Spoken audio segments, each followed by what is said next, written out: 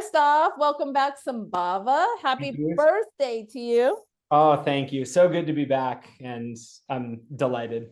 And so, are you officially 3,742 years old, or are you officially 300?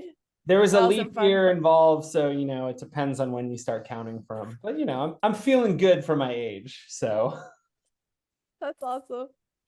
Oh, okay. Where did you want to start? Did you have anything to go off with? yeah. So you had asked me a very loaded question at the end of our podcast episode 1, about if I had any questions for you, and I totally did. And chief among them is I was hoping you could share the story, of your spiritual name, and maybe this is a larger conversation on names in general, which is something that in both of our sanghas is like a very important aspect. Yeah. So I would love to hear about your transition, because when I met you, you were known to me as Hathor, and then as of very recently, reemerged in the world as Ekajati. So I definitely want to hear about that experience, and happy to share some of my own if you want to trade back and forth, or wherever you think this wants to go. Yes. Okay. Great question. And I think I would love, in this back and forth, I would love to hear your transition in your spiritual names, because you and I both have gone through 2 spiritual names each that I know of. Yeah. So maybe we can track from there and then stream into current, and like, for example, your previous spiritual name being Chi, and then turning it to Sambhava, and like maybe what it was like receiving Chi spiritual name versus Sambhava, because I know for me the 2 were very different scenarios, situations, everything overall. Oh, yeah. Let's get into all of it. So I'll start with my first spiritual name, which was Hathor, Egyptian goddess, known for, I think sometimes people misread her as just a party goddess. It's like just all about really how to have fun. I don't know. Sometimes I get that vibe from people when they learn my name. I intentionally didn't do any research ahead of time so I could learn it for the first time here. Okay, great. The sense, the embodiment when I was Hathor felt very much about the arts, like theater, singing, writing, music, and play was really a big thing.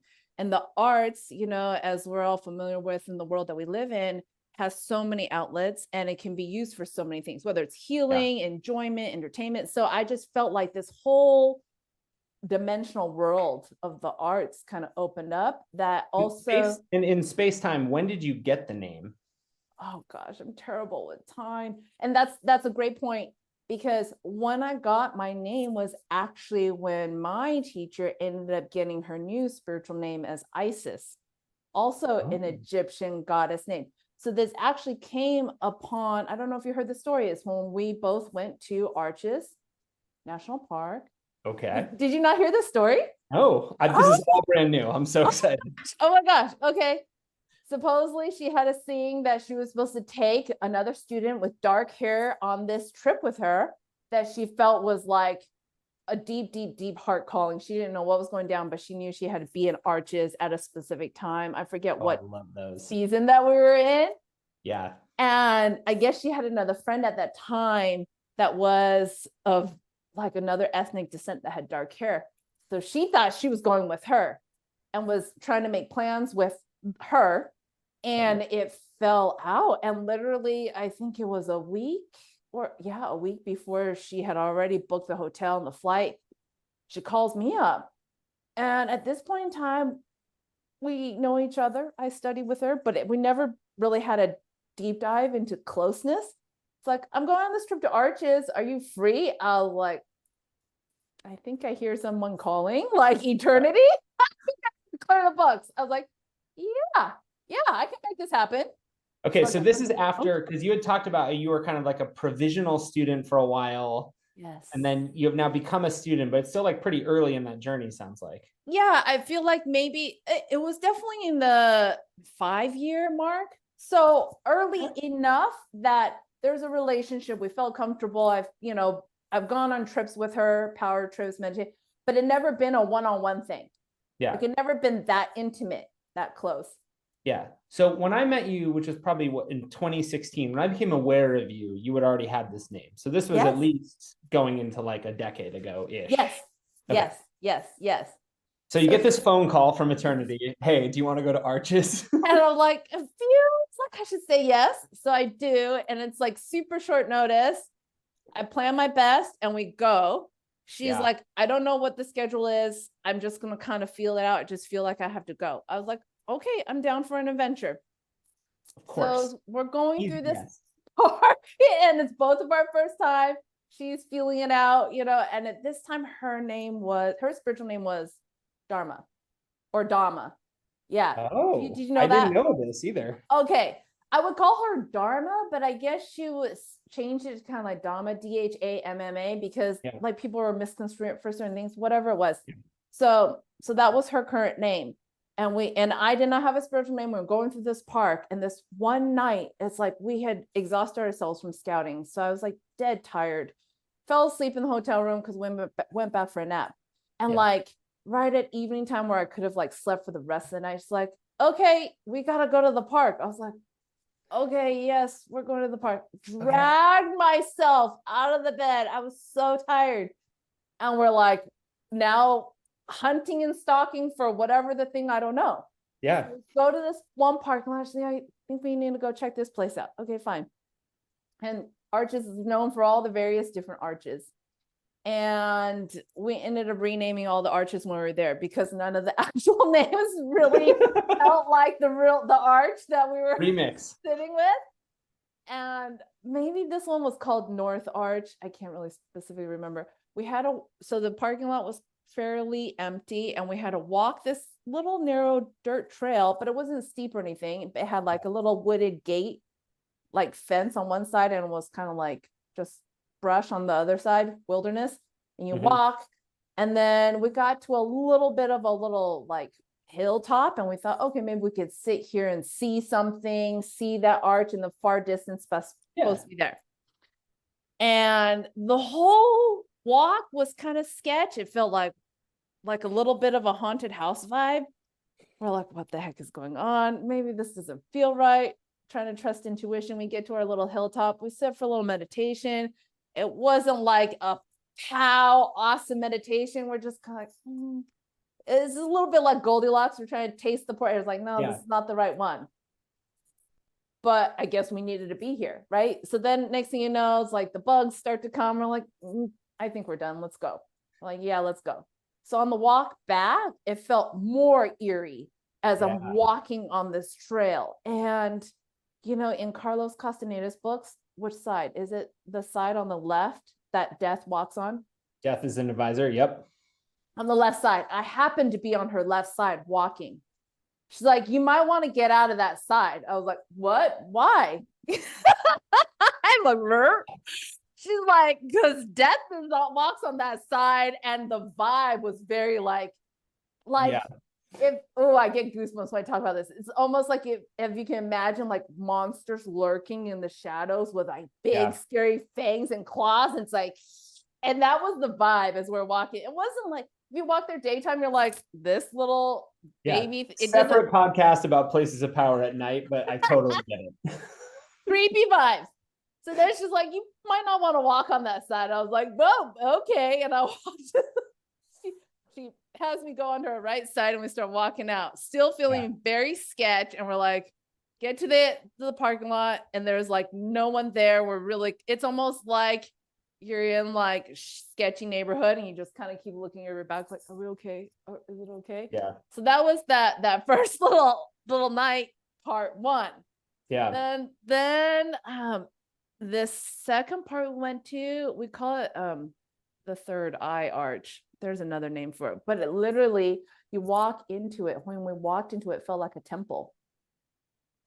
And the arch sits in such a way that it looks like a third eye, like, because you're walking up into the temple that's like kind of lifted. And we went to go sit underneath this arch and meditated for a long, long, long time. I felt like so many things, you know, energies coming down from the arch. We looked in one direction, and the other direction was like literally alien space, you know, different worlds. Yeah. And then we got up and we went back to the hotel room. And that was kind of that. Then the next day, I think was our last day, if I remember correctly. And we wanted to go back one more time to this awesome place of the Third Eye Arch because it was such a beautiful meditation. And we wanted to check it out in the daytime, because vibes are going to be different. We're like, what were we seeing that wasn't that or whatever? So we went in the daytime, definitely busier because people were streaming around. And from that one Third Eye Arch, it looks to another arch that you can walk. There's trails for it. Yeah. It's also where Cathedral Arch is. So there's all these bunches of arches, and we walked to this other one. It wasn't Cathedral Arch. I don't want to, well, I will say, we call this the Vagina Arch. And I want to go on a trip to arches just with the names that you guys put for it, and then try to figure out which one is which. Like I'm all in on renaming the arches. Because the way this arch looked at night was like a vagina, and I guess you could see like the way the energy would be with underneath the arch was like very watery, like very feminine, Yeah. So we're like, okay, this is what it actually looks like in the daytime, and let's go through that arch. Like, yeah. Taria felt very called to go through this arch. And we're kind of chuckling to each other because it's like crass spiritual jokes. We're like, okay, we're going through the vagina. Are we going to get birthed, in some way? And that arch, that moment when Taria walked through back in the day is when she received her moment of liberation. That trip or on this that trip. On that trip. Like, so you're there for this happening. But I didn't know. Oh my God. Okay. See what I'm saying? I have some follow-up questions, but I'll keep going. So I'm climbing like this rock boulder little thing because it's a bit of a little rock climb. And she's following, and she's kind of skeptical because we're tired and her body's tired, right? Yeah. But she's following me. I'm like, here, step here, step there. And as I get to the top, I walk through. I was like, ooh, I felt different, right? But it was like, then moved on. Well, I guess she also went through and came to a realization, and that realization was, oh shit, I'm liberated and free. And she got like a little teary-eyed a little bit, and she paused there, and clearly she was touched in some way. I was like, and we just went on talking, and I felt some kind of shift, and I recall referencing to her, like, are you okay? And she's like, oh yeah, I'm fine. Because in hindsight, when she wrote about it and shared about it, it was like, she came to know what she always knew. And it was like, everything changed, but nothing changed. And she was there with a student, and she didn't want to freak me out. So it was kind of like, yeah, everything's fine. So I did not know this until when we returned from the trip, right? Yeah. So all this was pouring through us. And so getting back from the trip, she announces that, she has this new name, and it's Isis. And it came at the exact same time where the world was going through its world events, and ISIS was also the acronym for a freaking terrorist group. Yep. It's like, what are the coincidences? Very tantric. Oh my gosh. And she explains that hindsight, seeing that she was given this name, it was the way eternity was having her hold the doorway of light open when that name could be construed with such darkness, right? Yeah, like wow. She was holding light with this like polar opposite thing. And as she shared her name of Isis, like in class, formally, officially, it struck me like, oh yeah, I got a new name too. Like, I've changed so much from that whole trip.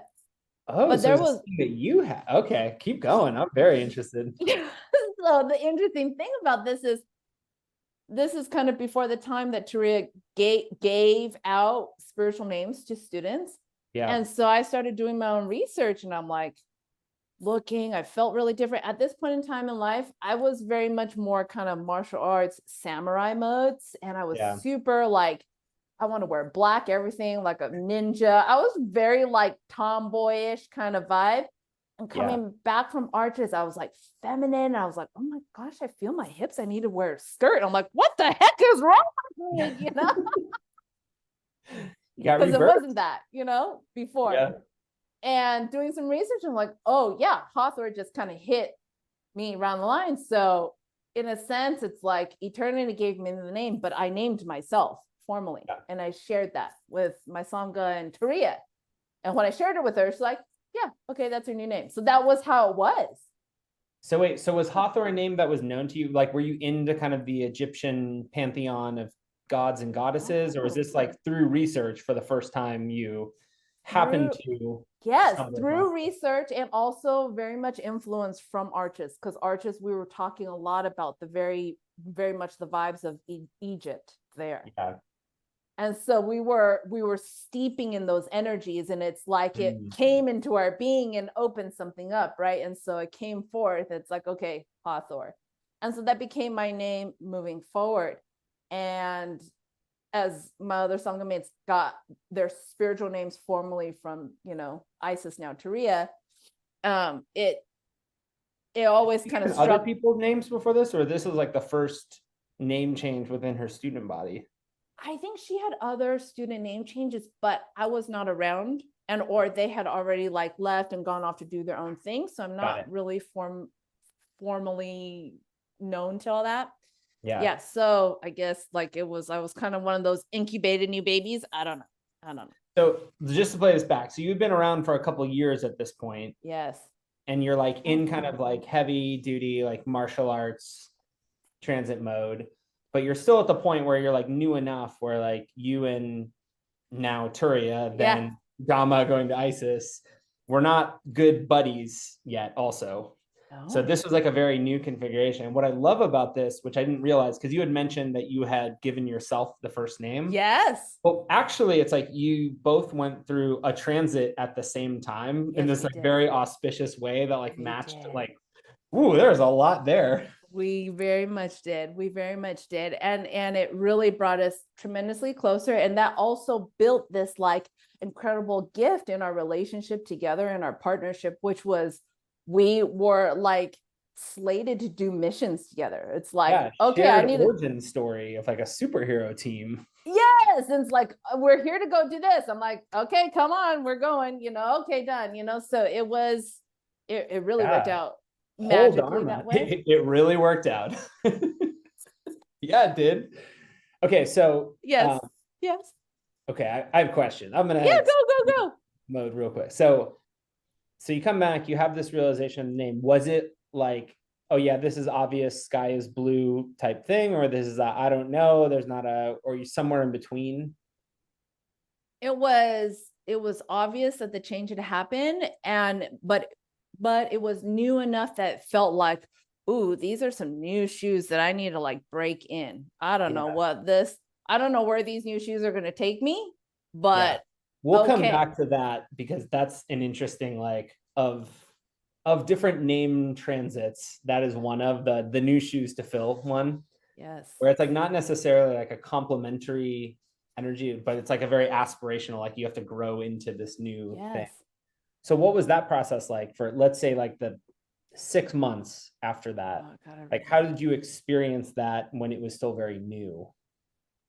It started kind of in the like all the changes I felt like had happened inwardly, but I would more notice them tangibly in the physical. And that's what I mean by like, oh, I'm dressing and wearing more colors. I want to be more feminine, like, and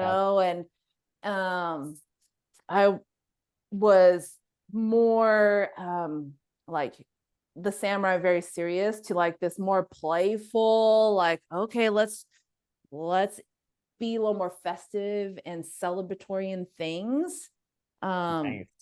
Yeah, and a lot of opening into the feminine world and energies, and the kind of, because Hathor, the goddess, is known a lot for like female empowerment, specifically helping women with birthing, right? And childbirth component. So I think even though she has this beautiful art aspect that people can think of her as like this big circus and play and stuff like that, she also has this very like life and death piece and rebirth. It was like helping women bring forth birth, and then like through childbirth, and then she would also work with kind of the afterlife and the underworld piece. So there was this life cycle piece, like this feminine. Yeah.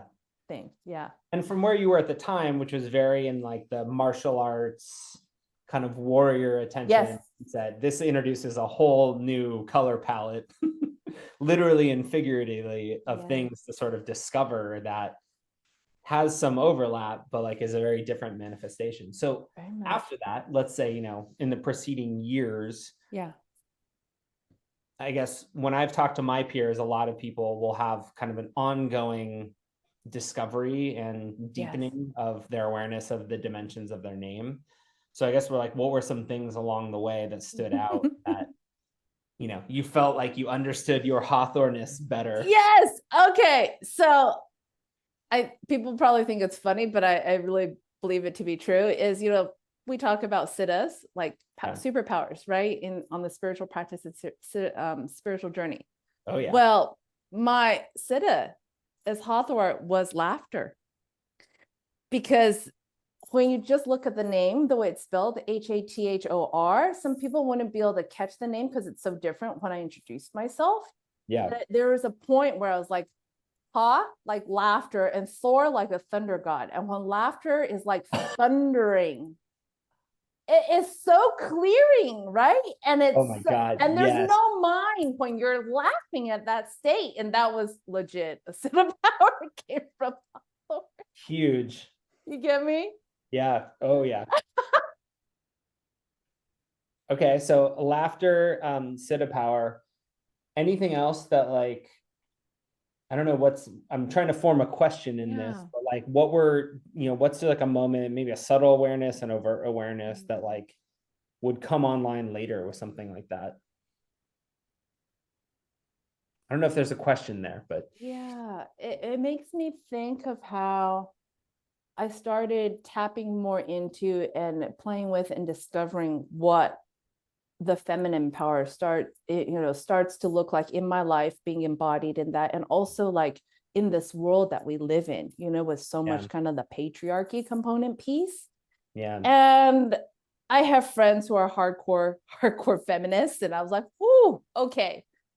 I am all about women empowerment, do not get me wrong, but sometimes the extremes I don't necessarily follow. I'm kind of more the middle way, if you will. Yeah. And it really helped me look a little bit deeper into conditioned responses as females in this world, being embodied in a female, these belief systems that we are born with, and like, what are we still holding on to that holds us back? And then like, what are some things that are helping us break us free from that kind of like, oppression, as a word of This talking feels about very tied to your practice as a therapist too, like just this skill in general, but also like going through an understanding of that yourself, and kind of relating to that in a different way than like maybe would be your normal orientation. Yes. And you're reminding me, another piece of it is, I thought that because that kind of discovery process with women empowerment and feminine, that I would kind of be working more with women or, be more engaged in that way. But what it actually ended up looking like, which is interesting enough, is I ended up working with more men. It's like that samurai path, a very male kind of energy that then was now balanced with this more feminine Hawthorne energy, gave me this ability to kind of work with men in a way to help them kind of be in more balance with their feminine energy. And that I really love seeing. And I really enjoyed. Yeah, this rings a lot of bells. Why? Well, that's my experience in working with you. It's like you have that like that energy that you describe. Okay. Yeah, it's easy to pick up. It's like an easy to pick up on. Safe energy is the wrong word, but like it's one that like invites maybe like more vulnerability than is normally comfortable from someone coming from a male body. But it's kind of like this bridge, like as you were describing it, that's what I was thinking. That's been my experience with you. It's just like it's this bridge that like under normal circumstances you might not explore that bridge, but there's like a nice happy like shiny opening to the bridge. It's like, oh, okay, maybe it's not so scary. I can totally see that manifested in many ways. Exactly. Okay. Now I want to hear Chi. Wait, can Oh, I share one more thing about your name? Because I have a story about your oh, name. Just oh my yeah. experience the Yeah. first time I heard it and actually became aware of you. So, I probably never told you. So, I remember when we became aware, like our sangha was very off, kind of on our own island within the Maha Sangha for many years. And at some point, when things opened up, and maybe this is right around the time you describe, actually, when Turiya first came and gave a teaching. This is Uh-huh. probably 2015, maybe 16. Yeah. Um, and she gave a teaching to us at our South San Francisco event space that we had. And Yes. this was one of the first kind of other lineage people we had met. It was amazing because she had all this light, but it was coming from someone in a female body, and it Yeah. was the same but different. And there was Yeah. this whole just kind of recontextualizing of Yes. enlightened energy and what that might look and feel like. Yes. Um, so I remember she mentioned, because she had books and the Dharma Center, so I got links to those, which of course I like bought all the books, went to the Oh. website, read every page of the website, like just Oh. consuming me as a lineage holder archetype, Oh. just like consuming all of it. And I remember there was the teacher pages on the website. Oh yeah. So she had, a profile for her Yeah. and her background and where she comes Yeah. from. Maybe there was like a fun picture of her with a motorcycle. I can't totally Yeah. remember. I remember there's a motorcycle involved Sure, somewhere. sure. Yes, yes. But I'm going through all the other teacher pages because Yeah. like some of them, were students of the lineage, some of them were not. And then Yes. there was your page, which was like distinctly someone who was like another generation, but like already had a spiritual name and was teaching classes and was like put together in this group kind of as an equal, I guess, for lack of a better Uh-huh. word. So there's this power of it because I was like, oh, it didn't, I had always kind of understood this kind of hierarchical Hierarchy. way of being. And I was looking at on this website, like this lack of hierarchy and someone who, Oh. me, sort of like elevated into this space. And I was just like, whoa, that's really powerful. Oh. Because we didn't really have an equivalent at the time. Like we kind of did, but it Yeah. worked differently. And it was kind of one Yes. of the early moments that I actually vividly remember of thinking like, oh, my generation can do that stuff too. Because we were still Oh. very much, especially at the time, in like student mode of teacher Mm-hmm. relationship. And this was like one of the first examples I can even remember of like, oh, Wow. but it could be different. Like, wow, how cool and exciting is that? Wow. I'm so touched. I didn't know that. That's Yeah, very it was a cool. really good, it was a really good page. It was very powerful. I'm like, I wonder Oh. what Hawthorne means. Never looked at that because I like asking people about their names because it's always more fun to hear them describe it. So I try Yeah. to not have any research. No, that's great. That's super great. Oh my gosh. Now I want to hear your first spiritual name Okay. because I didn't know you very well then. I know you more through Sambhava, so Yeah. yes. So I'll condense 15 years somewhat. Me Um, too. and the way our sangha did spiritual names and does them is a little different maybe. Yeah. So we tend to have usually on times of power, solstices and equinox, but in particularly solstice is kind of like the transit.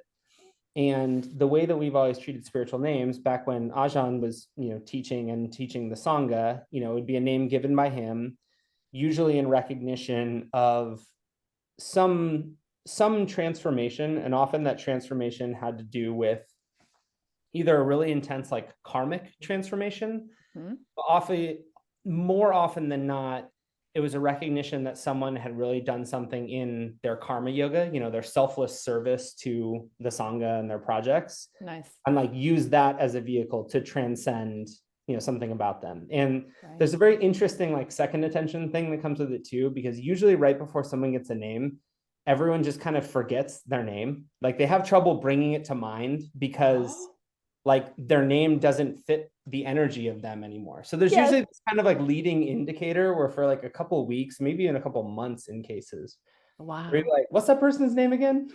Because there's just something about them that's very different. And it's kind of just this like second attention clue. It's like, oh, probably there's something there percolating. Wow. So when I got my spiritual name, it happened I had to look it up right before this. It was December of 2012. So I was in Wow. the Sangha for maybe a little over 3 years at this point. Yes. And I had thought, it's like this is like one of the early things that you really like cling to, or Of you're like, course. when am I going to get my name? It's so Of exciting. course. Yeah. And I thought it was going to happen at the summer solstice of that year. Like I was already starting to do yoga at the time. I was seeing some success in yoga.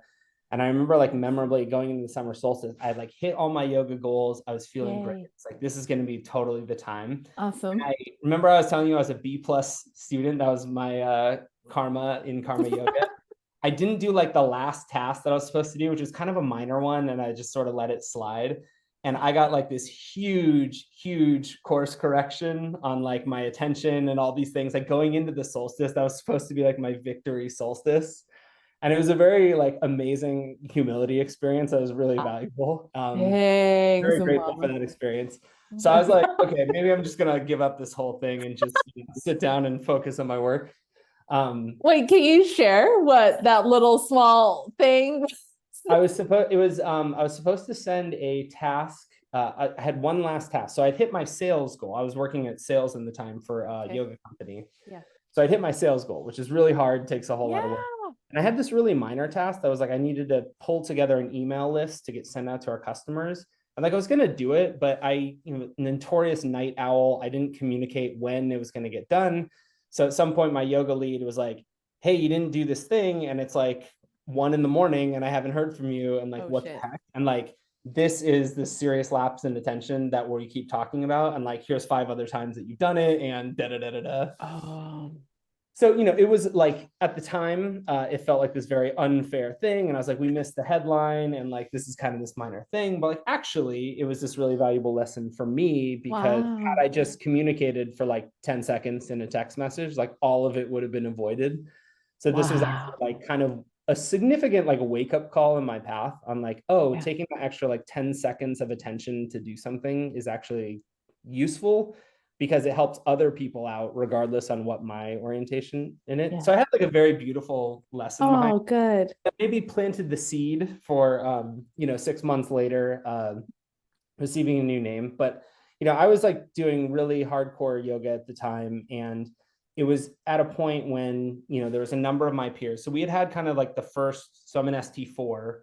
So our generation had already maybe like a dozen people who had gotten names around Yes. our solstice. Like the first kind of waves of them was starting to happen. Yes. And so in that next wave, we were in Monterey for the summer solstice. Oh. And we had rented this big house, and we were all just meditating in it. And at the end of the meditation, he announced spiritual names. Mine, Chi, at the time, was one of them, Yes. and about 8 or 9 other people. Uh-huh. Um, and I found it because I posted a picture on Instagram that I remember was like, there was this red light in front of the house, and just was very beautiful. And like, that's what I used to kind of commemorate that moment in my mind. Mm-hmm. Because I remember after that, I drove back to my apartment in Palo Alto and got home at like 5 a.m, because we ended the meditation at like 2. And then, I had to drive back, make it home. Wow. I went to work the next day to then like go on our power trip. Damn. This very like crazy time. And, it was something that was really magical. And Qi means, it's a Chinese, it's a depiction of a certain type of Chinese energy. And you can kind of shorthand it to life force. So unlike yours, which is maybe more of a like, oh, I feel like there's some new big shoes and I need to fill them. Mine felt very much like this is a recognition of like your sort of core energy. And in mine, like the unfolding terma, what it had a lot to do with like how to use that energy that I was already very innately connected to in Right. more interesting and useful ways, Yes. which was really fun. The interesting thing that I didn't realize, so I'll talk a little bit about my progression with it, but like the more interesting part for me actually happened in the last couple of years, because around that same time, also we had Jing was a spiritual name, and Shen that was a spiritual name. And those Oh. 3 energies in the Chinese systems are highly connected, because Jing, if you think of it like a candle, Jing is like the wax. Oh. She is like the actual light on the candle. And then Oh. Shen is like the radiating The you know, emanation of that light thing. yeah. And that's, there are many ways to describe it, but like there's these three energies that work very much in tandem with one another, where like Jing's like the stored power of it, Qi is the actual like moment of creating that energy, and Shen is sort of like the radiant goodness that comes off of that. So it Oh, was to you know, delightful, ironic surprise, but maybe not surprise that, years later when we rebooted Bodhi Mandala, I did that with Jing and Shen. So it was Qi, Jing, and Shen. yeah. Coincidentally, heavily in quotes, were the three people that sort of naturally gravitated to do this. And it was interesting because we weren't necessarily close to one another. Uh-huh. We had gotten these names, and it took like really the better part of a decade for our paths to really cross Huh. and actually experience that. So it was interesting because I had, an awareness of like Chi, and there was a lot of just deepening of that energy and the name. But Yes. then years later, it was actually the subtle art of actually those three names coming and then actually finding a dharma together, which Right. took, a decade to pay off. And I'm like, he couldn't have known that when he gave the names, but what a good seeing on that. Like Right. it's like you said, like it creates a dharma. Like Mhm. I don't know if under any circumstances I would have started a project and had Jing and Shen and like in that configuration that we did. Mm. But I think through the dharma of actually all three of our name transits, it created this dharma to actually work together. And then a decade later with Bodhi Mandala, like we had actually had the opportunity to pay that off. Totally. And you remind me because I went to go visit Bodhi Mandala and seeing you three operating together and going on a trip together with you guys, Right. the joke was you guys were the three-headed dragon in this very powerful, mystical way to like function. I very Yeah. much saw that in play. That was cool. Totally. And that was wild because I mean, it came so much after the name and after a point where, not that, there's always a development of the name and aspects of it, but like it never even occurred to me until we started this thing together that actually there was a larger dharma in the connection to the other names and the interrelationship between the two. And this is, I guess, my experience in the dharma in many ways is like there's always more and more interconnections that exist outside your little individual understanding of it. And that was like a very real example of that. I'm like, wow, that really a lot of things had to come together for that to, work and operate and kind of blossom all at the same time. But when it did, whew, some good stuff happened. So I have a question since this was like your first spiritual name and you had your Yeah. kind of birth name before that. So then when you would go through life, people call you your spiritual name, your new spiritual name, Chi, and then your like birth name. Did you ever have moments where you found like each name pulled out a different interaction with you? Or was it not so pronounced? It was, and it got more pronounced. So, at the time when I got it back in 2012, I would keep those two lives very separate, the life of Chi and the life of my birth name. So it almost felt like, we talk a lot about caretaker personalities in the study. Like, what's a packaging of attributes that you put together for a context? So, you have a caretaker personality for how you are at work, which is different than how you are around your family, which is different than how you are in the Sangha. Yes. So I guess in a way, I thought of them a lot like the caretaker personalities. So in my life of my birth name, I didn't feel like it just felt like that was the natural place to use that. And there was a certain manifestation of that energy. And then when I was in the Sangha, experiencing things as Chi, that felt like a different configuration of energy. So it just felt like it was kind of the right thing for the right situation. Okay. And at the time, like they were still very separate. Later, they're starting to come much more into one thing. Yes. But yeah, at the time they started as kind of two separate universes. Then I got a big playground in each universe to sort of develop the attributes of it. Do your immediate family members, i.e., parents, know about your spiritual name, like when you were Chi and stuff? They And do. how does that work with parents involved? Yeah. So yes, they know about that, but then now since everything's changed, it's like too much context to give. So it's now very chaotic and I need to detangle it again. I eventually did share that. My family, obviously, they knew that I was doing all this spirituality and Buddhism Totally. thing for many, many years.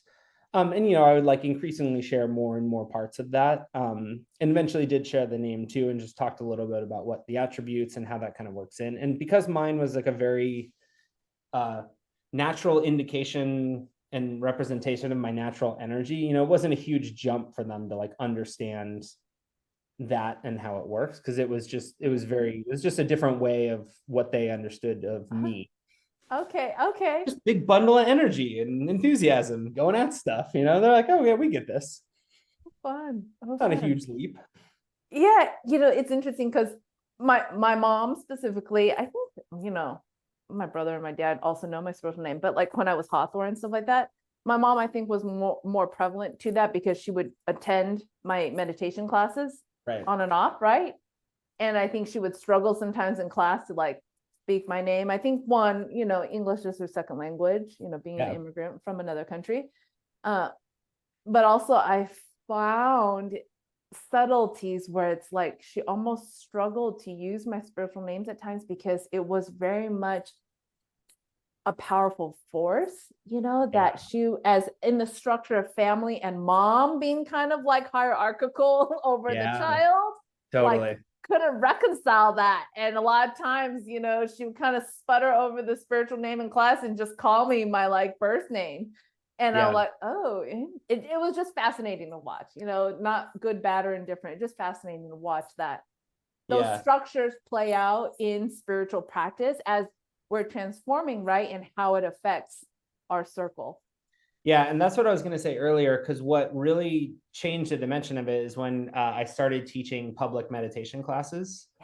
So I taught in-person classes in Oakland for years. And in those classes, I would encounter a lot of times where either they didn't know, but like people I know would come to my class. And then like have to in the moment kind of recontextualize me through this other thing that's happening. That was always really fun. But I also like encourage and open up my class to a lot of my friends who would come and like basically re-experience me in this new way. So that was actually a really fun thing that I played with a lot. And I was always of the, some people, there's no one right way to do it, right? But like spiritual name is like, it has an energy. There's a very kind of like sacred power to it. So there is like a dharma for that to be like a very formal thing and sort of like a sign of respect, especially in a teacher setting, to like acknowledge that name.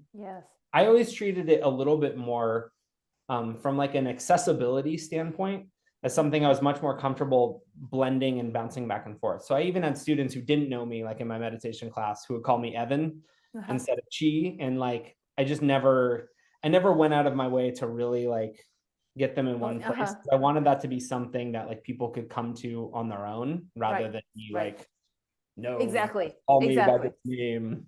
Totally. That's just part of my teaching style that, made sense to sort of extend that. And actually it was really, I don't know, it's like you were saying, it's like building bridges is much more interesting, especially in teaching. And, for someone who's known you for 20 years to come into your meditation class and like there's this other name and they have to remember it and call it, like that's a lot for some people. So I was happy to, give them a bridge. Yes, and just also, for the people that are listening to this podcast, to also ground it in kind of just very, I guess, on more basic terminology, because I don't want people to think, oh my God, I need a spiritual name now kind of thing. Because I can even use just a basic name, like the name Richard or something like that. They might come into life and they're like, I don't feel like a Richard, so call me Ricky. And how often does that happen? You start out as a kid and you have maybe kid-like nicknames. I had that. So my birth name is Wei, and it's a Chinese Taiwanese name. And a thing that they do in Asia is they like to put the word small in front, like little, in front of their name. So it's like little Wei. So they would call me Xiao Hui, and Xiao was like this very endearing, like Xiao Hui. So even to this day, if I go to my parents, they call me Little Wei, and I'm like, actually not that little, but it's like that very like, you know what I mean? It's like the kid who they call you Bubba instead of like, I don't know, Brian, those things, right? And what I want to point out as we're talking about the spiritual names is it's not just having a spiritual name, is we recognize that word and language connotates a certain vibration. It calls for something, and a person maybe that's Calls getting forth this. a dharma. That's like my kind of more recent understanding of it. Having now given other people their spiritual name, Yeah. it's like often, I mean, every time I can think of, it's in recognition of a change in the dharma and something that's like oftentimes so strong a dharma that like it needs to be given a name. And that's even when we renamed our spiritual community like recently, that was exactly the energy of it. It was like the old one doesn't work, the dharma has shifted, and it's actually shifted so much that it actually needs a new name to be recognized so people can interact with the new dharma of it and not carry over, you know, what the thing was before. It's super interesting. It is, and you know what? It feels for me, if I can share, it's such a like it. That's an Asian cultural thing. You know, Yeah. as I deep dive into like Chinese soap opera dramas, you know, it's like this cultural thing where they name rooms and Yeah. pavilions, and that name connotates the energy that you want to interact with when you're there. You know, it's like the 100%. Hall of Abiding Grace. You know, so you go there. You know, like beautiful names. And Yeah, I want to go so to that hall. exactly. So when you use the word dharma, maybe share it a little bit more for people who are listening. Like, what does that mean? You know, when you're like, oh, I changed a name to then so it fits this dharma. How Yeah, would you describe that? dharma is a word that means truth, Yes. among other things. And Yes. in the context that I'll use it in, like you think about, it could be many things, but let's talk for a person. You know, a person has a path and a person has a truth, or like the manifestation of their abilities, capabilities, what they were put on this earth to do, and Right. like the fusion of all of those we might call their dharma. Yes. In the And highest, especially, brightest form. yeah, highest, Yes. brightest. Yes. So at points on the spiritual path, like when we each got our names through different contexts, like there's a recognition of like, oh, there's a dharma. There's actually, you've transcended into this world in which there's now this dharma that you are going towards, and like that name and that journey of sort of discovering the aspects and attributes of those names is like an unfolding of, you know, this higher aspect of yourself. So yes. for me as chi, you know, it was a lot about taking this energy that was already very naturally abundant, but actually honing it in a lot of ways and learning in which like ways I was wasting energy, and seeing that if I like moved my orientation towards more dharmic things, like the type of energy I get back would be more like, it was just, it kind of pattern matched the way I experienced the world. And from that, like that was sort of the deepening of that name, was just seeing through these different little, you know, microcosm of my own experience, like the way the effect it would have on the chiefs. I'm very kinesthetic, so it's very feeling based in a lot of what I do. So like actually the energy I get back, or we talked about like enthusiasm in our last episode, you know, it's sort of my marker for like, is am I going in the right direction or the wrong direction? And being chi was like a very kind of concrete way to understand that, or bridge the first and second attention worlds. Right. Right. Ooh, well said. I love that. I love that. So then can you share moving from chi into Sambhava? And like, I guess in your journey as chi, was there like, okay, I'm going to have the name chi for the rest of my life? What was kind of the thought process as maybe you were encountering these changes? Like what was going on? Yeah, so I'll earmark this part because this is like a pretty intense part of the story, because it came at a very intense time. But Yes. the context going into it was I was very committed. Like chi was kind of like a bullseye, you know, spiritual name. Like you can't really describe it better than that. And it's a relatively new phenomenon, I guess, within our sangha, where people, as they've gone in their practice, have actually like renamed. And so how we look at a rename in our school is that, you know, along your path, and especially once you've gotten to you know, the advanced practice or whatever you want to call it, Right. like there's often times where, you know, new dharmas, because the name for us has usually been given to us by our teacher, but you know, there's a point in practice where you're now standing on your own and a new dharma might introduce itself. And you know, at that point it might it's not even might make sense to rename, but it's sort of like the sky is blue, the dharma shifted, and like the dharma shift is this new name. So it happened with one of my peers, maybe 6 or 8 months before this, and like it didn't even occur to me that this could happen. You know, this is like a very new innovation. But I saw this person going through that transit and the dharma on the other end of it. Like there was a very different before and after. And from that, like actually a number of people like early on had like a recognition of a different name. And I was like, wow, that's so amazing and cool. As I looked at that like inwardly for me, I'm like, nope, I don't see it. Like I'm gonna be cheating. No, no, Like, I'm but good. it's kind of like that thing where like this new cool thing's happening. You're a little bit just like, oh man, I wish I had like a cool new name that um so I remember at one point, like kind of what you described with Hawthorne, kind of just like exploring, like, I don't know, like I didn't really feel that there was anything there, but I'm like, Right. well, just in case, if I like do end up, like let me just look at just some of the underlying energies that I'm feeling, but not really with an intention for myself, because I was also at that point, like I'm running Bodhi Mandala, I'm giving people spiritual names. So I'm kind of in this practice of just seeing the words and the energies that are out there. And when I Right. feel a match and some enthusiasm, there's something there, but I don't know what it's for often until much later. Yes. Yes. So I've gone through like an exercise of that, and something that really kind of resonated, because you end up exploring the meaning of different words that maybe you didn't know. Sure. So Sure. something that resonated with me a lot in my journey is the stories of Padmasambhava. So we had read a number of books. I had a friend of mine went to Nepal in 2019 and shipped me back this, 2-foot tall Padmasambhava statue from Nepal that lived in my apartment. And we joked that it was, well, it's not a joke because it is a lot. Like the statue. No, I would agree. I saw that statue. I get like it got vibes coming out of it. So there's a what they do in a lot of the temples, and this came from a temple, is they do a ceremony they call it open the eyes of the statue, and it's like they infuse some life force into it. So I was very interested in that because chi is life force. I'm like, ooh, how do they do that? So I pulled the statue out of the box, and like its eyes are insane. Maybe we'll post a picture for the show notes.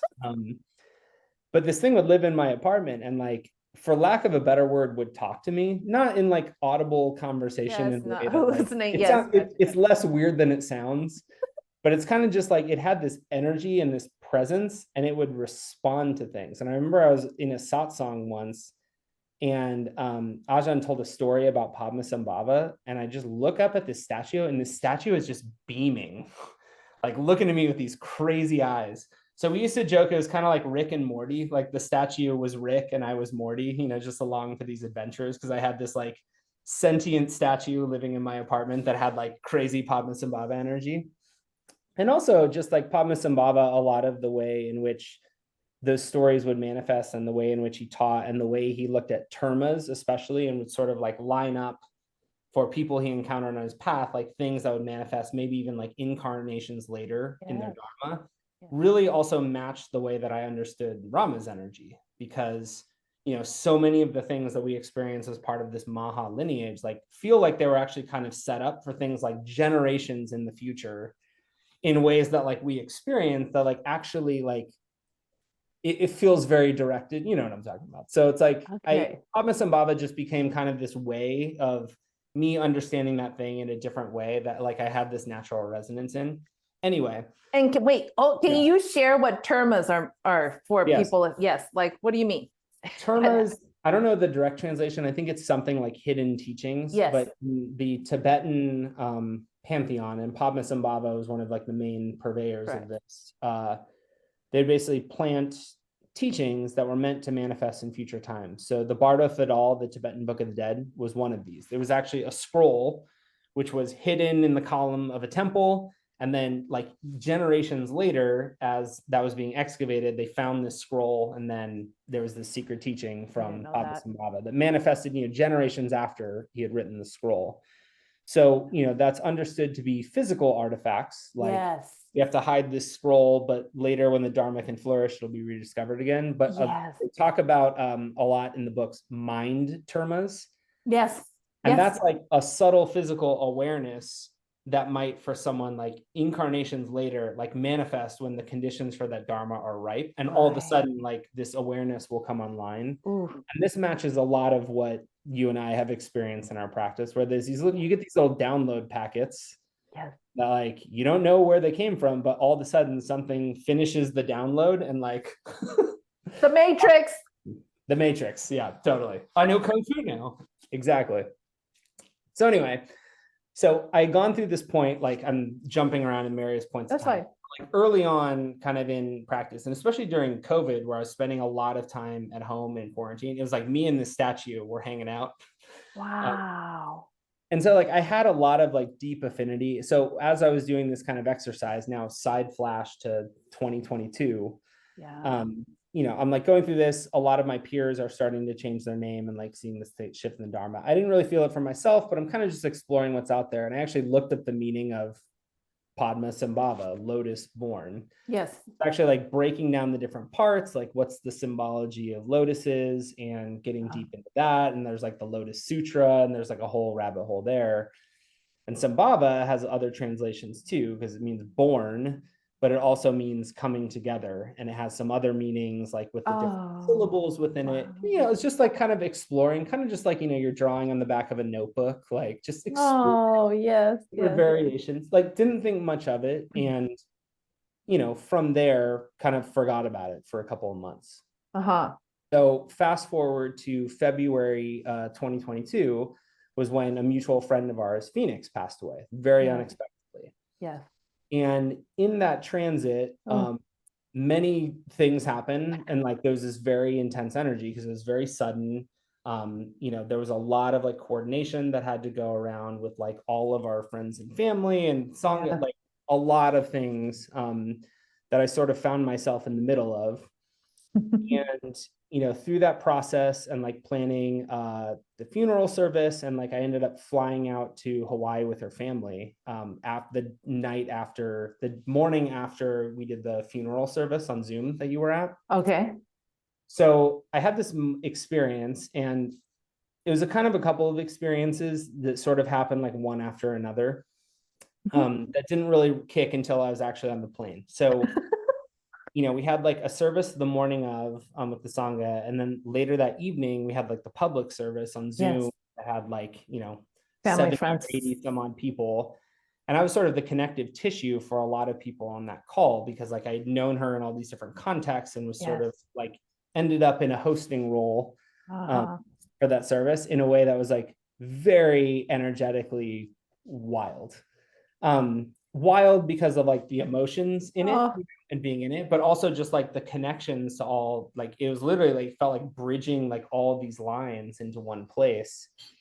And there's this like moment where I always remember Rama's talk on neutral density, where he talks about there's these experiences where you're like in a ring, and like the whole part of spiritual practice is like realizing you're in this like constricting ring and then figuring out how to break out of it into a bigger ring and a bigger ring.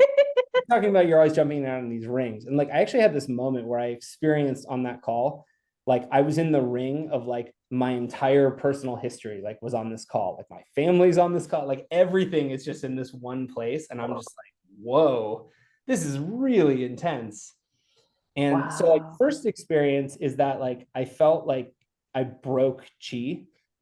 Like she The has life this force. great. We're just gonna like throw all this energy in this one thing. And like, I have a pretty good awareness of like what my orange zone is like, and even the red zone. And like, the needle is like past the red, like on the power plant. And like I felt the needle actually like break off sort of like halfway through this service, where I'm in this like uncharted territory where I'm like, I've never actually experienced like this much intensity at any one time. Like, and I just went past the moment that like I can clock this territory. Like I'm in some new uncharted territory Off the reservation. off the reservation. Yeah. So I'm in a new world, and we end the service. We have a celebration afterwards at Bodhi Mandala, and and I'm flying out. I have to wake up to go to the airport at like 4 a.m. the next day, Oh, geez. because I have to drive to SFO and then drive to Hawaii and meet with the Okay. family and all these other things. So at about 2 a.m., like after everything winds down, I'm like, I'm gonna literally lay down and go to sleep for 90 minutes and wake back up. I get a phone call. I answer my phone. I'm like, hello. And it's a dear friend of mine. And friends of mine's like, hey, good job on everything today. But I have to point out this one thing in your awareness, because if I don't say it, it's going to drive me crazy. But there's this element where like, you did all these great things in the service, and that's all well and good. But like it had this like white knight quality to it that Mhm. like just I wasn't cool with. And for something Oh, to me, there's like a very like, very like, oh, key karma. And I'm hitting this like I'm past all this red line. yes. It's actually kind of perfect because like rather than like resisting that at all, because You're I couldn't, like, I literally had no energy because I hit lost me all again. force. I just kind of looked at that and I'm like, you're totally right. And I just sort of like looked at it in the second intention, and it felt like there's this little pixel, like just a pixel, like somewhere in the awareness where it's like, oh, that part's a little bit off right there. And like this person just called like expert attention to this thing that was like beyond my line of sight. But it was like, then you notice it. And then just by recognizing, there's the recognition is liberation Yeah. analogy from Sambhava. It just sort of like poof, disappears. Didn't think too much of it, crashed out for an hour and a half, went back to sleep. So an hour and a half later, I wake up, I'm driving to the airport through the woods, and just something felt different. I don't know what it was, but like I was talking different. First clue. Wait, how different? Can you specify talking different?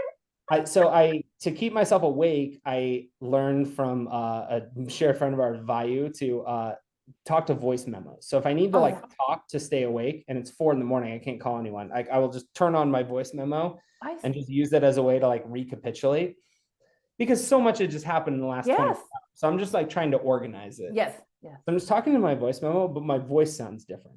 Like I don't know why, but I notice as I'm talking, I have a different cadence. It's like a Woo! different pitch. Like Woo! I'm completely not registering any of this. This is all like afterwards, you Oh, realize uh-huh, these things. uh-huh. So I go to the airport.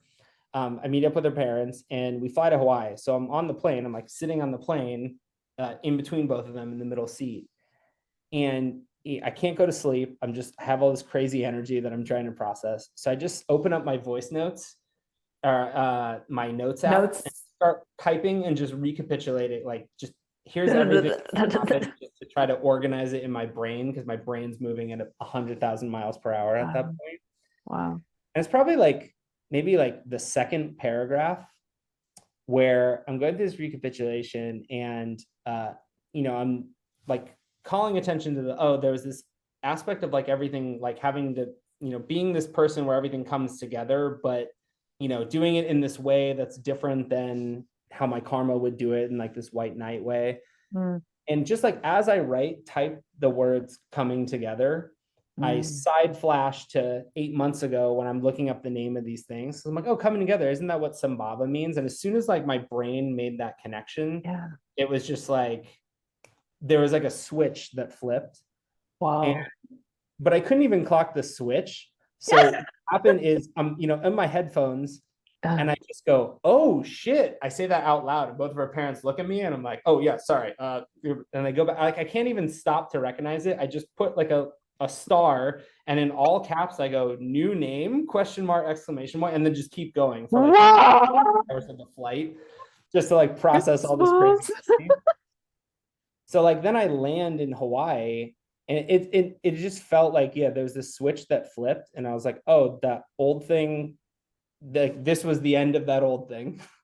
And like there's this new dharma, and like the new dharma isn't so much a like, oh, I need to be the flame on the candle and like this central thing. It was much more about like, oh, like the real dharma in this is like the ability to bring all these disparate pieces into this one thing, and it's like Right. much more of like even a facilitation role. Like it was just so different, and but so different in a sky is blue type of way, that by the time I got there I was just like, oh, it's different now. And I just started telling people this is my new name. From when you landed. Yeah, like in Hawaii.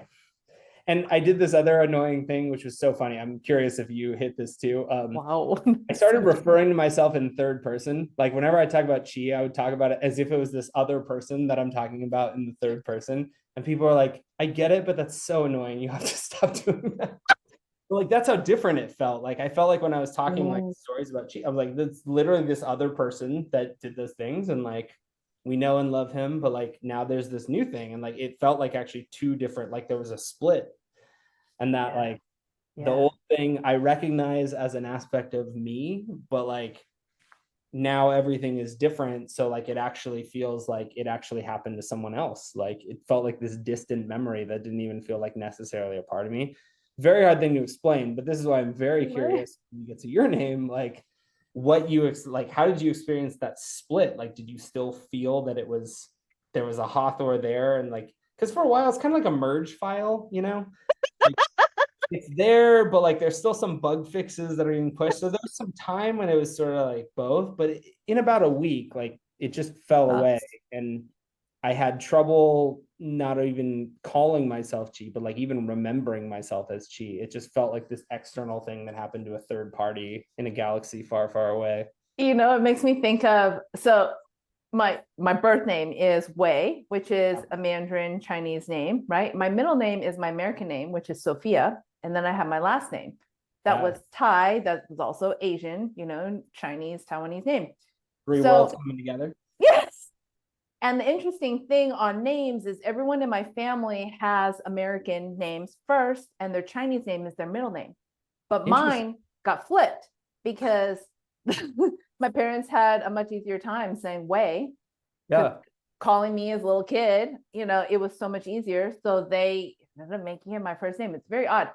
So through my whole life, when people would try to skip learning my, you know, weird Chinese name that has too many vowels in it and starts with the letter H, but you pronounce it with the letter W, is very confusing. Like new teachers, new school year every year. They would try to like skip that and call me Sophia, but it was like, you call me Sophia all day. I'm like, who are you talking to? Like, you know what I mean? Not here.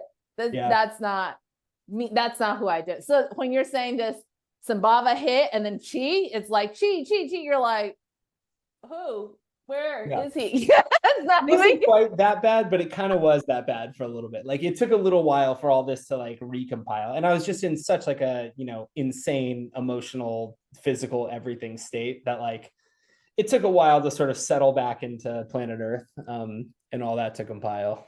Yeah. Wow. I'm actually making some connections of my own because I feel like great transition point. I feel like I still have a lot of blind spots in like just settling into this name of Ekajati, because it still feels new-ish. I mean, newer than obviously how long I had Hathor. So new. This is like new as of we're still 2 months, maybe give or take. 2 months, I would say 3 months formally given, but I feel like the change transition happened maybe 6 months ago.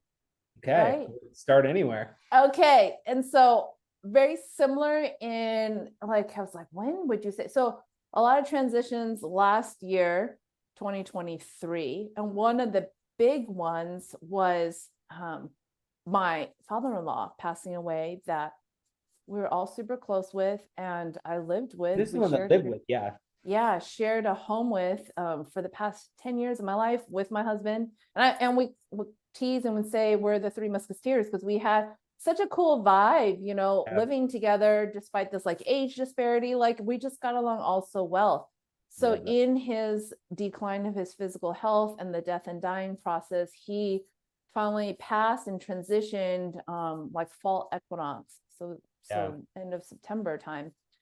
And at that point, when that happened, I was out in Shasta. I don't think you got there yet. I think you followed the week after. As I was there with Taria and some of your you know, Sangha mates. And we were essentially there with the essence of like healing the world. Like it was this kind of like greater world mission piece, right? For great peace. And so the transition happened then. And it hit a lot of emotions because essentially I hadn't had anybody close to me die. I mean, I've had people die, right? But someone that's lived with me that has had such this long was very like new territory of a lot of emotions navigating that also wasn't just my own, because it was like my husband was going through deep, intense grief and loss too. So there was a lot getting churned up there. And then big similarity. And in this craziness of emotional intensity, there was like this wild roller coaster ride of spiritual practice and this new adventure, this world healing stuff that was all very new too, right? Yeah. So that was, I feel like, when I would say it started, like, okay, my life feels very different. Chapters are closing, right?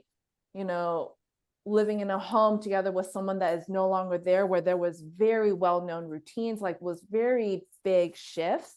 Huge. Noticeably a lot, and an absence, right? And all the stuff like that. So that would say would probably be the beginning of it. And I wasn't like clear of a name per se until I was like you, people are having name changes. Like, I'm feeling really different. Like, is something going on? Does something need to change within me, right?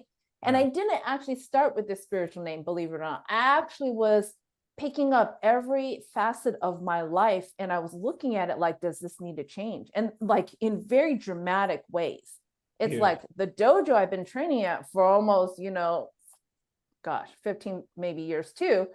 Do I need to change dojos? Do I need to completely start a new martial arts? Like these deep like commitments and life like trajectory things I was picking up. It's like, do I need to go somewhere else? Do I need to live somewhere else? We talked about in the last episode that you were in your grumpy era. Is this around that same time? Past grumpy era. Okay. Grumpy era was maybe the year before. Okay. The year before. So less grumpy, and what would I say? Yeah, less grumpy.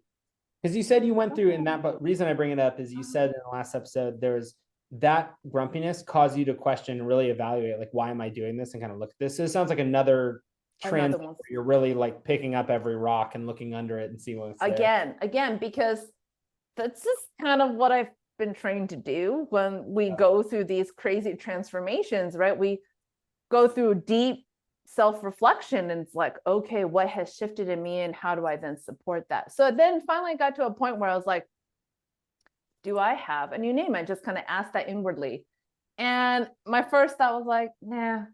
And honestly, a legit, honest, transparent thing, there's there's like this laziness, I don't know if you want to call it, or simplicity in me. I was kind of like, God, I don't want another name. Like, what a pain in the ass for people to try to like relearn, and because it was already difficult with my birth name for people to learn how to say it correctly. Holy Jesus.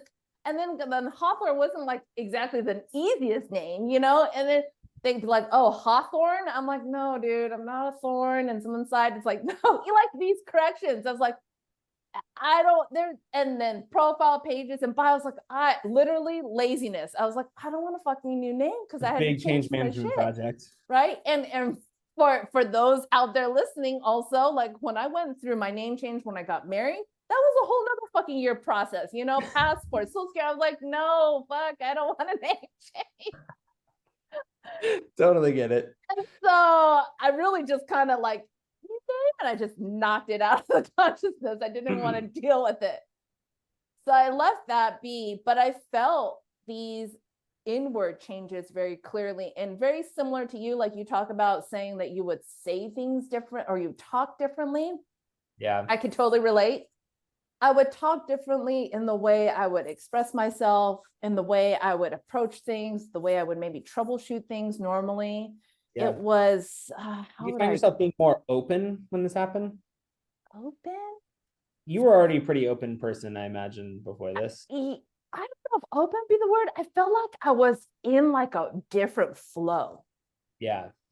Does that make sense? It does make sense. I asked because mine, it came up with a lot of like openness and honesty. And I was also going through a grief process, which kind of does that too. But that was like also a very different like binary shift that, again, what does it come from? Who knows? But no, curious. I can relate to that. No, I can relate to that openness. And I would almost describe that openness like that, the rings of circles you talk about. It's like I stepped into a new ring, and this openness had this sense of spaciousness that I was like, I could play this whole game instead of this little game. It was a very sense of open spaciousness in awareness and beingness.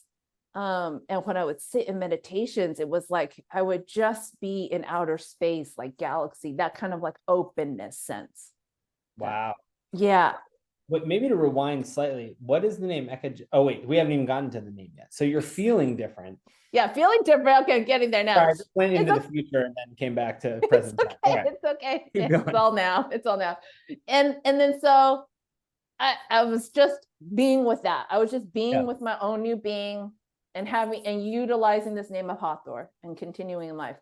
So come the new year, I end up hosting a little Ninjacorn sleepover at my house. Adorable. Off the Ninjacorn podcast kind of thing, and invited some friends, which also included Taria.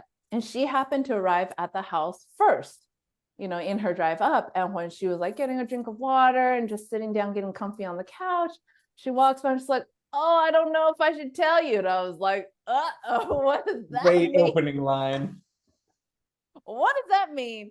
And then the next question was, "Do you want to know?" And I'm like, "Fuck yeah, I want to know." But I what love is your guys' it? dynamic. It never gets old. Like, I don't know. So at this point in time, uh, our transition was I had formally bowed out of studying directly with her because I feel like I wanted to kind of be my own independent contractor, if you will, and kind of go explore the world. And in many ways, there was such a beautiful relationship and partnership that came from that teacher-student dynamic. It's like But an in many ways, apprenticeship, yes. And I felt like there's a graduation that happened, and it's like I needed to move out of my parents' house, if you will, and I need to go be independent and learn how to be responsible, pay my bills, all the stuff like that. So this is kind of where I was. You're moving off a mom's cell phone plan. Totally. And so this was hence the premise. Like, I know I'm no longer your teacher, right? So I don't know if you want to hear this from me. And I was like, I'm still like, you're still my friend and like ally partner. Like, yes, I want to hear what you have to say. What do you have to say? Kind of thing. And she's like, well, I got hit with your new spiritual name driving up to this sleepover. I was like, oh, you did, and I was like, yes. What is it? Kind of thing. And it was a two-part thing. She's like, well, one, your name comes with this song and you have to listen to this song, Cyndi Lauper, Girls Just Want to Have Fun. I was like, okay. And the name is Ekajati. I was like, and I vaguely have heard this because one of your Sangha mates has this name. So that was like the only reference point I had. Yeah. Had I much read about anything else in any of my studies? No, not really come across this name. So I was like, what is this name about? Who is this person? I need to learn about it. So part of the sleepover night was kind of like Googling and researching Wikipedia research. Yes, this name. And it's so hilarious because in any kind of Buddhist iconography, they have pictures with these deities, these teachers and masters. I'm like super excited to look up what Ekajati looks like. And I just say, I was like absolutely mortified. I think I said this to you before. My vanity was like, my first thought was, she's so ugly. I love you, Ekajati, but it's just like, seriously.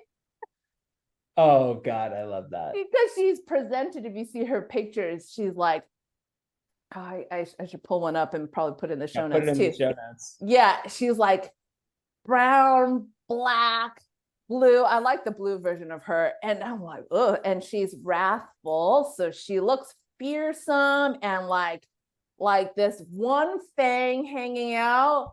It's like awkward. And she has this one eye. And then they say that she has one breast. I'm like, why is she so fucking like lopsided? Like, why is there no balance in this? Because I'm Libra horoscope and I need balance. I'm just like, I feel like a fucking disfigured person. Are you sure? You know what I mean? Oh my God, yes. So that really was the shock factor. Yeah, so first you see the picture, you're like, not really feeling this, but let's keep researching. Oh my God. So this was like the whole hilarity of that evening in reading about her. And what I love about her and what I feel very much attuned with is she is a wrathful goddess in regards to she is a protectress of the highest yogic tantra teachings, so of the advanced path teachings. And she's a protector in such a way in like this very warrior-like way of ruthlessness, but with deep, deep compassion and love for Dharma and truth and light, is that it's very similar to like the Bible verse, like you don't throw pearls, with the swine kind of thing. It's like, these are treasured things that have to be cared for and have a clear alignment with who is receiving them, and it's appropriate kind of a thing. Yeah. And I feel that very true to my being, in the sense of, not that highest teachings is better than any one thing, but I think what it taps into, like you're talking about the lotus form with that weaving together and the lotus and all the stuff, I felt like very always clear in just on an integrity level base, where when it's right and appropriate, I'm happy to be like open and generous with everything. But if you're effing this up and demonstrating shisty, shady behavior, like, no, you're getting no part of this kind of, kind of thing. You know what I mean? Like that's where I lie in my kind of integrity. And maybe some people would perceive that like, dude, Ekajati, you have like unrealistic expectations. And I don't feel that way. And They feel very realistic to me. and in my discussions with Turia, in the past, it has come forth where she has such a grand, compassionate approach, to people, places, and things, and the teachings and stuff like that. Hence why she runs Dharma Center in this public way, where I teach differently. Now I'm recognizing that it's like, I'm very like, if you want this teaching, like, show up and be there. I'm not chasing you down. I'm not going to babysit you. I'm not going to call you, hey, reminder, class is here. It's like, who the fuck time has that time? One. And number two is like, I'm nobody's babysitter. And like, fucking three, if you're grown and you want to do this shit, you show up and do this, because I will be here. This is why we get along. But and I'm not saying this is the only way, because clearly there are teachers for every student out there, right? And Turia has a very different approach, and her approach is like, when you show up, the doors are open. And she's maybe more, I don't want to say coddly, because she's not that, but she's more amicable and accommodating. I would say accommodating. You're a little bit more of like, the door locks at 6 p.m. If you're not here, that's your problem. A little maybe a hard line thing. I'm not saying I don't have a heart, because my goodness, I get my heartstrings pulled all the time. But I'm just saying, it's like, there are things that feel very clear and distinct for me in spiritual practice or teaching or teacher-student relationship. I'm like, no. And maybe an example is like, a Dharma Center is wanting to roll out, a teacher training program for potential teachers that people are interested in, right? It was like, we're talking about marketing, we're talking about cost, and we're talking about the actual materials of what is necessary in this teaching program. And all of the teachers of Dharma Center are chiming in on this, right? And at one point, someone was saying, one of the teachers like, gosh, that looks like a lot of work. It was like X amount of reading, X amount of studying, right? Audio. Then there's like an ask for service, right? Being of service, providing selfless service. Like, there are these asks, and there's the curriculum. And one of the teachers looks like, oh, that looks like a lot of work. And I looked at that, and I chimed in, and this is where Ekajati comes in. And I was like, no, it's not. If you want a black belt at a dojo, that's a legit curriculum to get black belt, and therefore a legit curriculum for teacher training to be a meditation teacher. So you have your shit in line, you're not fucking around. And so there are things like that I'm like, no, that checks out. And it's such a beautiful part of the tapestry too, because like both are important, and it's like the interconnectedness in this web of lineage that we all weave is that like certain people are going to specialize in different parts in that, and it's like they're really important, because for the people who love the dojo etiquette, it's like, oh, they need that. It's like, it's perfect, it's the perfect thing. And for the people who need the open door thing, it's like there's space for all of it. Absolutely. And Ekajati just totally hones that line more. And what I really appreciate in this like new coming to being of this persona, Dharma of Ekajati, is she is that protectress, wrathfulness that really deep dives into sometimes the darkness or the samsara of the world, right? out of transmuting it into light. And this was the interesting thing, because it can feel really heavy just along those lines. And if you read about Ekajati, they talk about how she so this is also another side funny note. Tara, right? That's the That's source. right. She is part of the Tara mandala, and she's the black Tara. Taraverse. Yes, Taraverse. And I'm the black/blue Tara, right? And I'm like, perfect. And that kind of checks out, because at that time I was telling you, my experiences meditation was very like in outer space, in that like vastness of blackness that felt very spacious and infinite and beautiful and stuff like that. So it kind of lined up that way. And the funny side note I was going to say is, in our Sangha lineage, there are a lot of dog lovers, right? How many times have I been asked, Hathor, Ekajati, are you going to get a dog? Do you ever want a dog? Blah, blah, blah. And now I can say, well, I've always said, no, I don't want a dog. But now even better, I don't know if you know this, but Ekajati commands a retinue of iron wolves. And I was like, those are my dogs, and I am good with that. I'm all dogged out. I got them taken care of.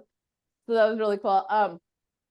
What else was I going to share about the whole? Oh, so then going back to the darkness, right? That can feel really heavy, of transmuting that with the light and being that protector. Is I ended up watching that video of Cyndi Lauper. Yeah. Girls just want to have fun. Super 80s, super poofy hair, little tutu frilly, and she's just like dancing it out. And when I watched this, I had no idea what I was going to experience, but I was bawling my eyes out. I was like, oh! And what it was, because it touched me on so many levels. And I'll put the link in the show notes. What essentially it was is, she was this bright, feminine being of light, and in her music video, she's dancing amongst a lot of men of different walks, like construction worker, business. And and not just men, but also women too. But there was a lot of male energy. And it was like she was dancing through it and transmuting that energy, in a brighter, happier, like a fun way. So it's fascinating that I love that I can exude this like wrathful protectress vibe more now. Yeah. But also it has this incredible play and lightness to it. Oh, wow. I don't know. I'm very excited to watch this video as soon as we hang up. Definitely put it in the show notes. It's interesting because as you were talking, like two things that stood out, tantric commentary. Yes. One, I love it because it's like it's two different ways of arriving in the same thing, which is what I loved about our last episode, where like you felt like your first name was this kind of big shoes to fill. And now it like feels like in a lot of ways, like you're growing into it, but like so much of what I experience is your source energy. This is like right bullseye. And mine was the opposite. It's like I started with the source energy, and now I feel like I'm in the big tits. They all meet in the middle some way. But I love it too, because the part that you talked about in Hathor, which was learning about like dealing with this feminine energy in a different way, and you connected back to the Cyndi Lauper video just now. It's like, it's two really important aspects, going back to what we were talking about in our last episode, of like the difference between divine feminine and divine masculine, and divine feminine having these different qualities where it can be like very fun, happy-go-lucky, but also have this like wrathful intensity. And like both of these names, and actually they kind of interrelate one to another, as these things tend to do, where it's like, I don't want to say it's an evolution of one to the other, but it's like you're taking in the parts from that before, and it's like recontextualizing within this new name that has this like also primordial intensity to it. Very much fitting. Very much. It's awesome. So yes, no, that would be, did you have any other questions from that? This is beautiful. Thank you for sharing all that. I didn't know any of that, which is great. So I feel like I learned a whole bunch of things. I guess maybe just last question, anything else in just kind of, it's still a very new endeavor, but any other parts of like, dimensionality that's already like started to unfold with the new name? Definitely playing a lot more with mudras. I'm like curious how that will look, in the work, in the greater work of teachings and sharing, Is there within like the depictions of Ekajati, does she have like a mudra that she uses like in those depictions? I don't see anything. It makes me want to maybe just peek at the Yeah. wiki Padma stuff. Sambhava, which is not like my direct inspiration. I sort of took one part of it, but Padma Sambhava has a very specific mudra that he uses. I haven't even gotten into exploring yet. So I feel like there's a lot there to sort of be farmed. They don't, no, she doesn't normally have a mudra. Actually, she's known for like all these crazy weapons that she wields, like in all the different ways, whether it's like the club, the little what do they call it? Not only the vajra, but the one where they hook the Yeah. oh, I can't, you know what I'm talking about. Yeah. And yeah, so I just to imagine these tools that are at my disposal, and actually I feel like you said, newer into this, I feel like I've been given this toolbox and I'm just like, What can I do with this hook one? what can I do with this? It's Like, like yeah, going for to a scooping someone's brains out in the Tonka, like that's it really gets that. You're like, oh, I don't know how that translates yet, but we'll get there, I guess. it's like going into my little carpentry shop and it's like, oh, new tool, how do I use this, and of course Have you read? There's a Robert Beer book. Yeah, Robert Beer is an artist in the UK, and he does a lot of Tonka depictions. He wrote this book that talks about the different symbols and symbology that they use on Tonkas. So we're making a joke about the hook because a lot of like the wrathful deities will have, multiple arms, and each hand they're carrying a very specific type of tool. But there's like a really deep symbology to like what each of the tools represents. And he actually goes into this book and like will individually look at like when they're holding a hook in the left hand, it means this, but if it's in the right hand, it means this. Like he goes into crazy amounts of details for it. I need to read that. Okay, how do you spell his name? B-I-E. Robert Beer, Beer. Okay. And it's something like Tibetan symbols and signs, something like that. You'll find it on Amazon. Okay. But it's really good, especially for like things that are in Tonka depictions. Like you'll see all sorts of things that might not be initially obvious, probably ripe for exploration.